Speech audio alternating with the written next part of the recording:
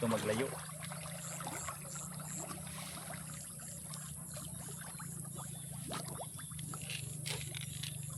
Di mo doon. Sige.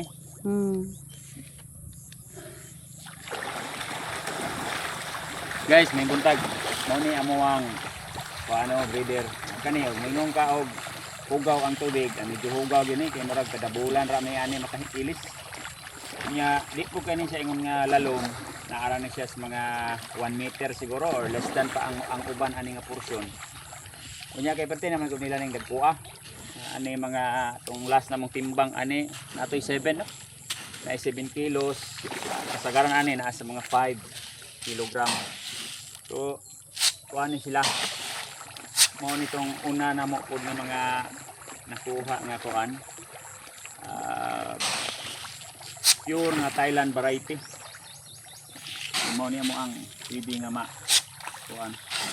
Pamilya kung naanong karong time no. Discuss na to tong kuan. Na ay nangutana with regard sa kadtong tilapia nga i-mix daw niya sa hito. So ang kuan man gud ana is inani na. Ang tilapia is manginahanglan gyud na siya og DO, dissolved oxygen nga mahitabo na siya with the help of sunlight including tong mga planktons nga naa sa tubig. Mao na siya ang mag-create og kuan dissolved oxygen. So kinahanglan gyud na nila nga mabuhi. And per square meter of water para mag-survive sila hangtod sila modako is only 5 pieces as per kuan na no. Ining advice na sa taga BFAR. Ako ang magulang manggod is nasa BFAR dati ka trabaho. Karon wala na pud siya nagsarili. Ang hito manggod naa ni siya diaphragm. Katubang murag sa baki bitaw bisan sa ato ingon ana na nga naa siya lungs.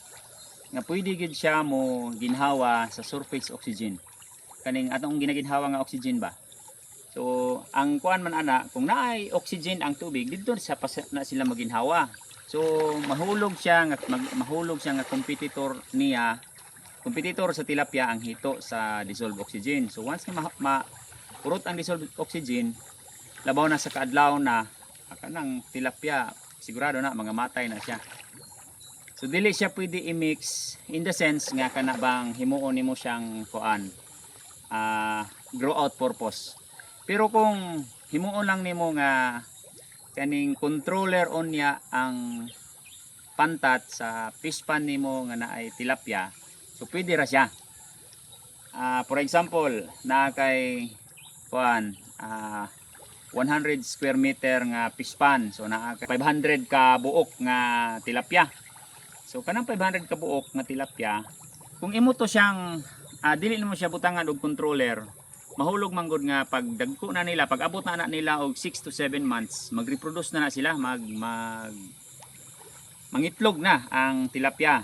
So mostly sa katong mga purely kuan tilapia ang ilahang ginabuhi, ilahan na ng harbison kay ang lalaki ana manggod mag-ugom na siya sa itlog, sumupayat na siya.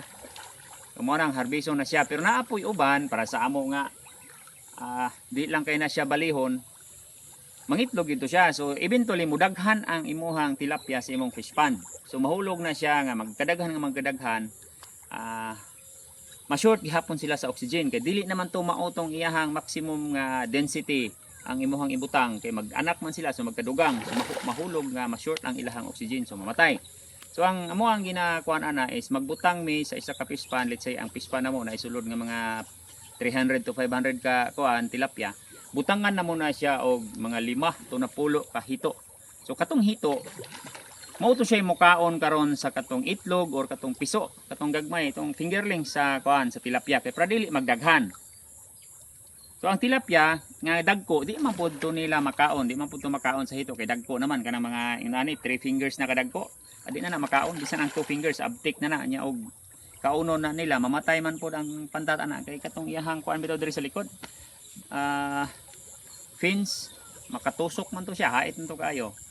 So mao nay kuan amo ang sistema din nga once nga daghan kag tilapia, himuon na mo to siya nga kuan ang hito. population controller sa kuan kanibang tilapia. So katong nangutana sir no, nakalimot ko yung pangalan sir kung kinsa to. Mao na siya sir ang kuan ining gamit na mo.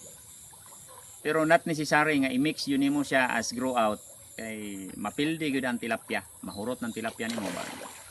Ito ka nga daghan pa kag tilapia pag harvest nimo wala na. Kay patyon gyud na siya sa kuan sa. So kadtura maing buntag pag usap.